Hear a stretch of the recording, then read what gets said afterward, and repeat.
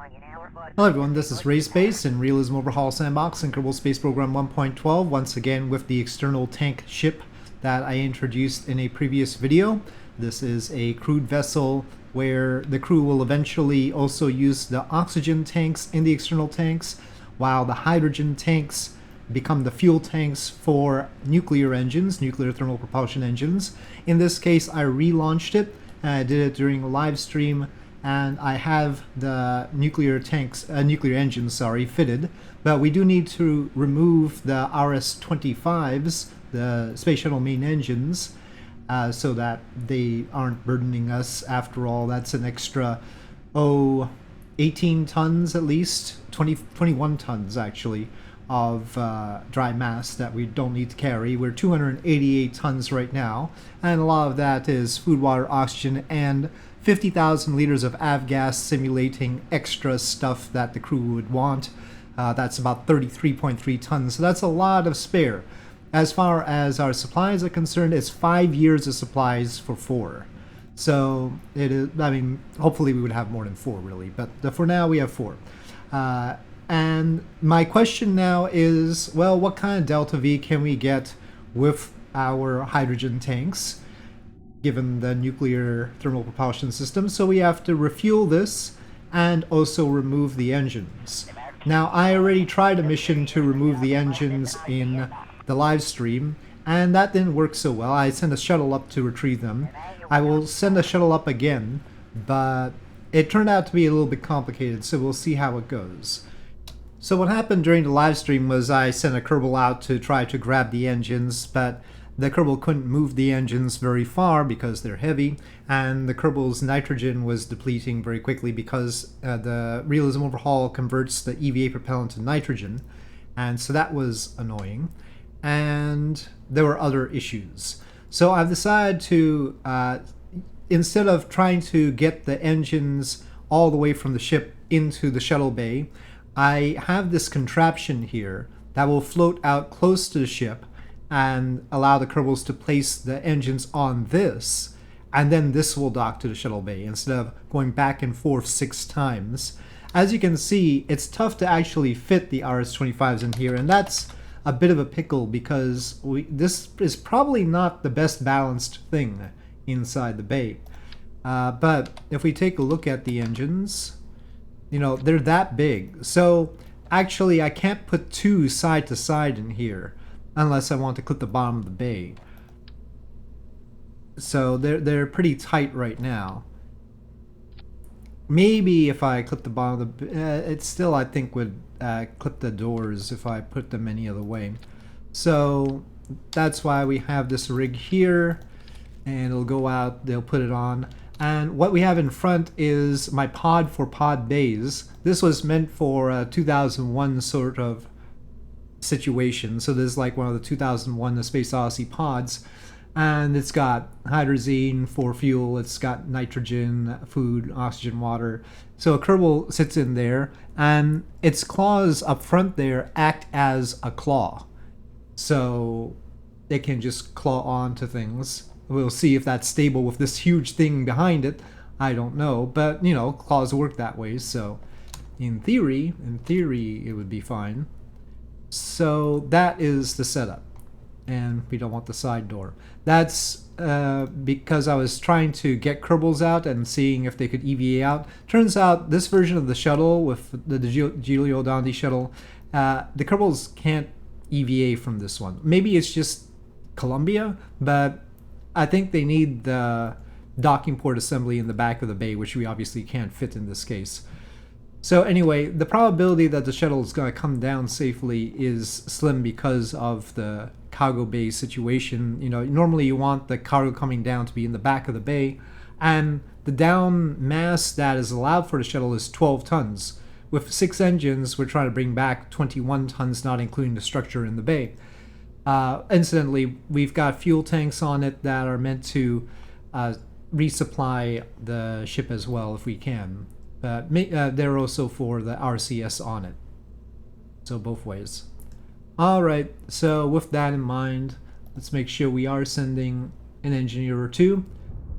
So one of the features of OPS1, the script from Giulio Dondi that controls launch is that if you've targeted something, oops, OBS 1, it will try to line up with it.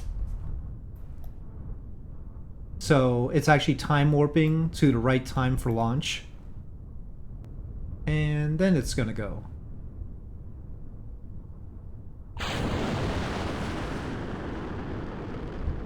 So that's handy.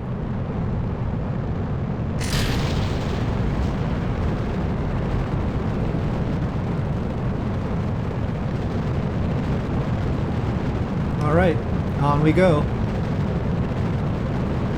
But yes, there will need to be a main refueling mission that will use more external tanks and more boosters, obviously. It will not just be a shuttle. Well, we are through the clouds. Alright, still looking good.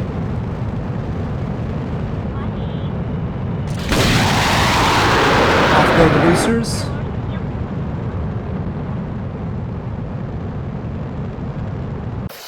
Alright, we've not quite reached orbit. We've reached engine shutdown. Program is done. And now I have to make orbit. But first let's see where we're at. Relative inclination 0.07. The ship is in front of us, which is bad because I really overloaded the ship and had to use like RCS fuel to make orbit. So it's fairly low in its orbit, and we're going to have to wait for it a long time. Perhaps this is close to the start of the daylight side, so that's where we want to rendezvous with it. Okay, that's probably close enough. The shuttle is casting a shadow on it. Okay, slightly backing away. So first we need to transfer Kerbal in. And since we can't EVA from the cockpit, I have to do it like this. Undocking. Uh-oh. Food depleted? Well, supposed to have some food. Oh, I guess it drained the food. Well, the Kerbal can survive for a while without food, so we'll just accept that for now. Did it redock already or something? No, it should be free, but it might be caught. I'm not sensing that it's getting out. Oh, maybe it is the arm. Okay, just don't connect again. All right.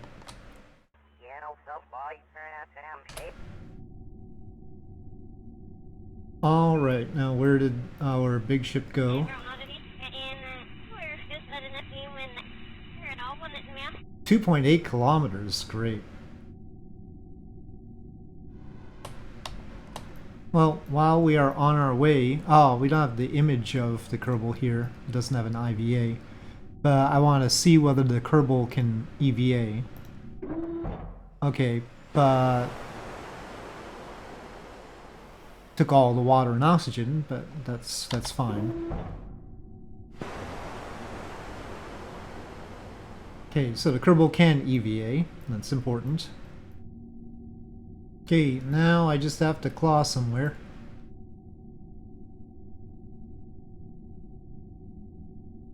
I really shouldn't have been able to claw before I pressed arm, so that's a little bit of a flaw there. Okay, I'm gonna park. I'm actually gonna bring the Kerbal out before having it go in. It has a controller in it. So, and that's because once it's clawed onto something, it blocks the hatch. Okay, let's try not to attack our Kerbal in any way. I thought I'd put a controller on this.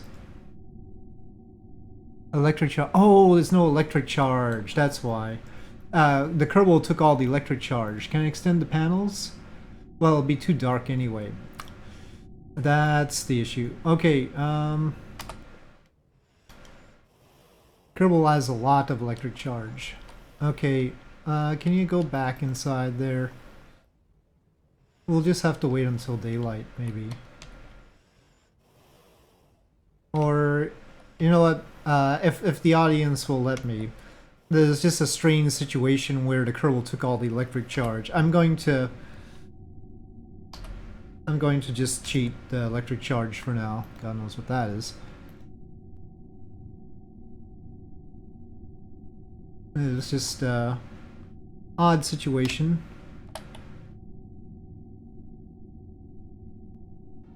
Seemed ready to claw before. Maybe if I press this arm? Or maybe that part doesn't. Oh, there we go. I clawed. Okay. Alright, Claude. Now we have to see about the Kerbal getting the engines. So, equip. Equip. I should note that I reduced the nitrogen consumption rate so that I wasn't in pain. Okay, come on. On there. Did we get it? Okay, we got one. Might be hard to get all the others. I think I'll move this one to the end over there. I had trouble getting the stock one to work, the stock engineering mode. Not that, this one. I didn't want to take the engines. You can see I can't pick up the engine even though this is a engineer with 5 stars, so maybe it's just too heavy. But it doesn't actually say that. It says max part mass, no limit. So that does change when we actually use our jetpack, but still. I don't know what's blocking me from using that. I didn't take any extra nuclear engines up. Maybe we have enough, maybe we don't. Okay, last one. Alright, all good.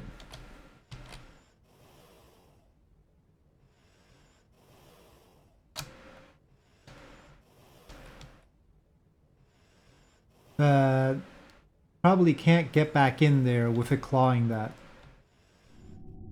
Let's see, hopefully this got some recharge while docked. And we can't extend the solar panels right now. But a release. Okay, let's get our Kerbal back in.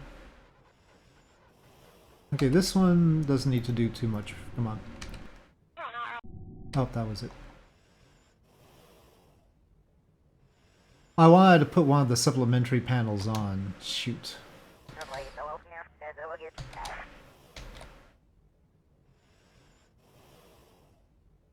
I expanded the Kerbal's inventory, not enough to carry the engines, but probably enough to grab one of these. Oh, not like that. Oh no! Okay, I broke the panel. Let me grab that one quickly. Okay. Okay. We attach it nicely. No, that's not nicely. I can't have it close like this. Okay.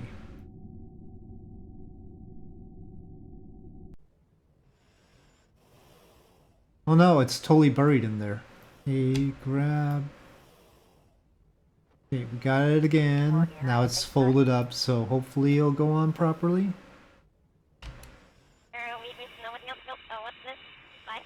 Can we have snap-on?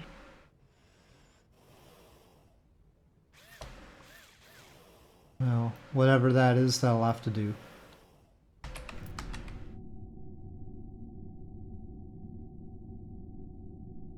Might as well extend those as well. Kerbal, do not break them, please. And then we have to take it all the way back to the shuttle, which is now 12 kilometers away, which is not great. I was originally intending to transfer its fuel, or most of its fuel, into the big ship, the ET ship, but in this case we'll just take it back to the shuttle and then drain it. Oh, and let me, before I forget, turn off infinite electricity. That was just for the moment there.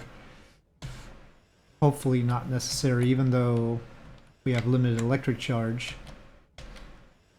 And there's no solar panels on it, but hopefully we'll get back before that becomes an issue. We actually have plenty of electric charge, it's just that the Kerbal had taken all of it. Okay, back to Columbia. I think arm and release are like reversed on this for some reason. Okay, now the trick is I don't want the claw to dock us, I want this sport to dock us. Well, here goes nothing. Can we get the 6 engines back? Again, there are technical issues with that.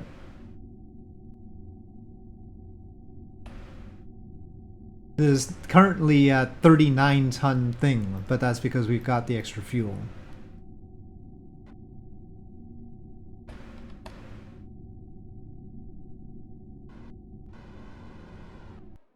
Oh, I think it clawed. It clawed. Shoot. Release. Please have some time before you claw again. Oh no, it's out of the bay. Ah, no. Oh, it clawed again. Okay, this might be too difficult with that thing in front. And apparently I can't disarm it properly. Okay, let me try and go back to this quickly. Kill rotation R. Okay, I'm trying to nudge it in there. Okay, I think we're on the port. Alright, and then we can use ship manifest to transfer the Kerbal. Now, I didn't swing in the bay. Uh-oh. No, I guess it's not on the docking port? Uh-oh. I think it's still... Alright, well, shucks. I'm gonna auto strike. And, well, we'll keep the RCS on, but I'm gonna turn its RCS off. I should have actually moved those.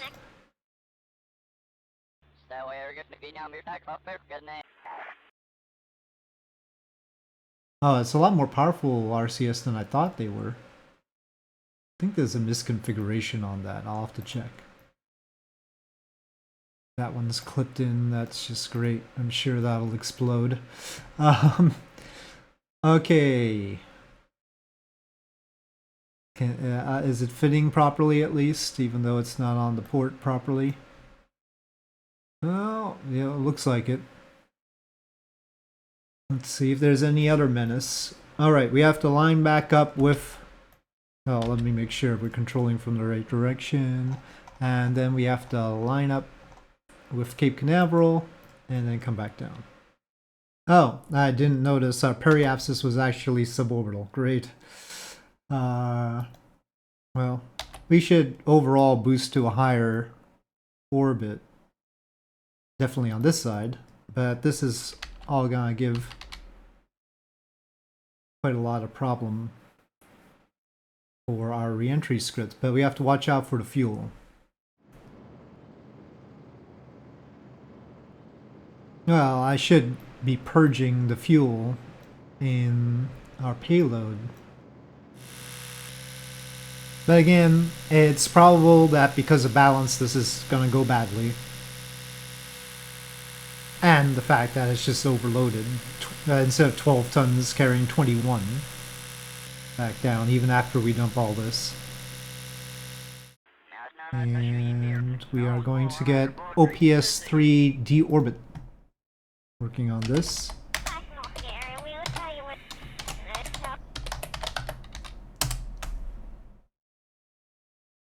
Okay, it's all green there. I have to memorize that our periapsis is 22.8 kilometers. That's important. Otherwise I can close this, but we'll want the start of burn timing. That's helpful. but it usually goes out of whack. Now it says something completely different. Do I want to change it or just go with what we had before? Okay, now it's set again. 21 kilometers. Oh, now it says that.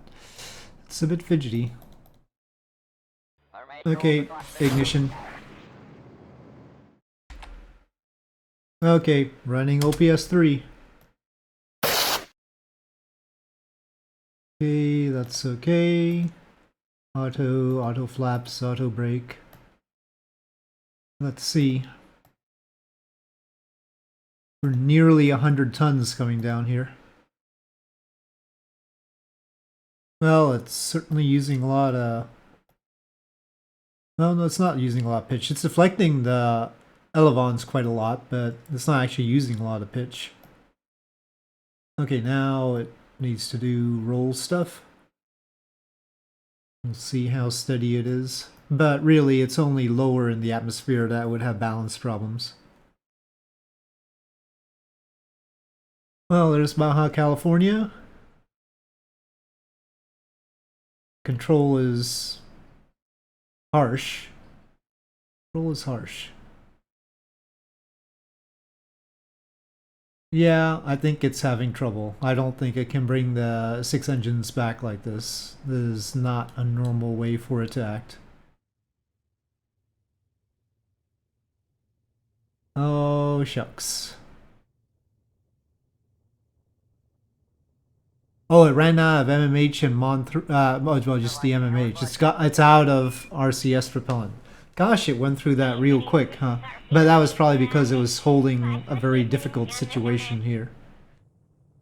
And now it can't really. That thermometer is really hot. And the whole thing looks really hot. It's not supposed to be pitched down this much. So yeah, the shuttle not really meant to carry down 21 tons. Maybe we should have taken the engines down in 2 goes, but I already have sort of an alternate strategy for the future cooked up with the refueling mission. It's just got the smart reuse sort of deal.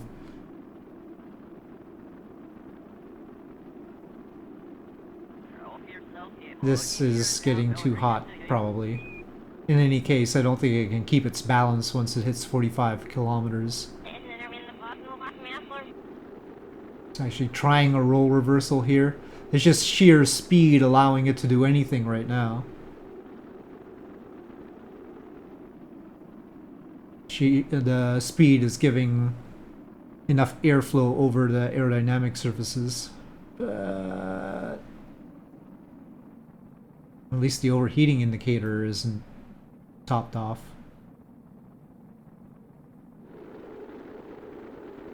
Well, it's done an impressive job considering it doesn't have RCS.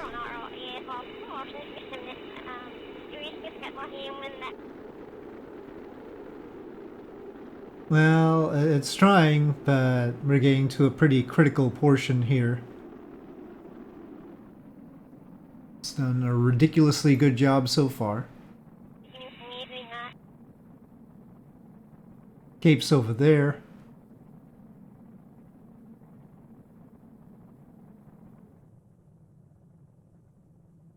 Please go down. It's very important that you go down. Oh, it's got the air brakes out. I don't think it's making its turn super successfully right now. We'll see.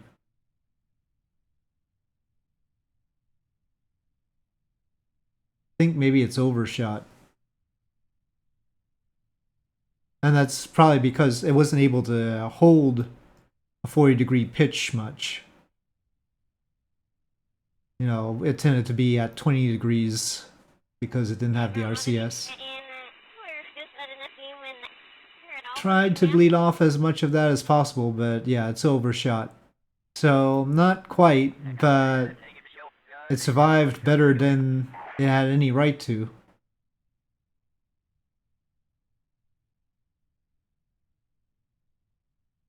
Gotta work on the RCS consumption, though. But then again, that was probably because of the bad balance. I don't think this knows how to ditch as such. I'm gonna switch to CSS, which should accept my input. Well, there is an island there. That is a very thin island, though. It's amazing it survived this well, so it'd be a shame not to manage to bring it back. So just to be clear, it's basically in fly-by-wire mode right now. Really want to be long ways on the island, but I don't know if I'm gonna be able to turn. We'll see. Now, I'm gonna pop the gear out if I can. Maybe it's too early. I don't know if it's got limits like that. Well, definitely didn't respond by lowering the landing gear, so is it going to be able to?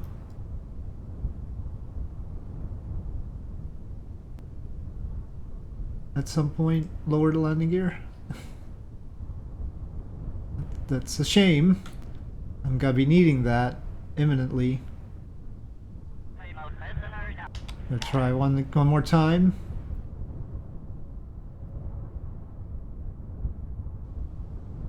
Well, it's not my fault. The landing gear just doesn't want to come down.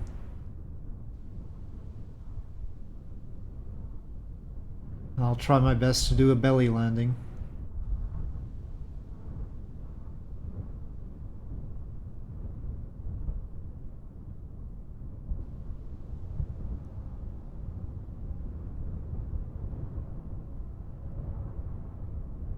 Oh, that's not good. Oh. Okay, well, I lost the body flap, but otherwise it's okay. And also one set of elevons. Gosh darn it, why did it stop me from lowering the landing gear? I don't understand this thing. Nan, well, I'm sure there was a Nan in there somewhere. I mean, action group wise, the landing gear was there. It was supposed to be able to deploy, but it did not. And therefore we lost bits. So, that's annoying. I tried my best.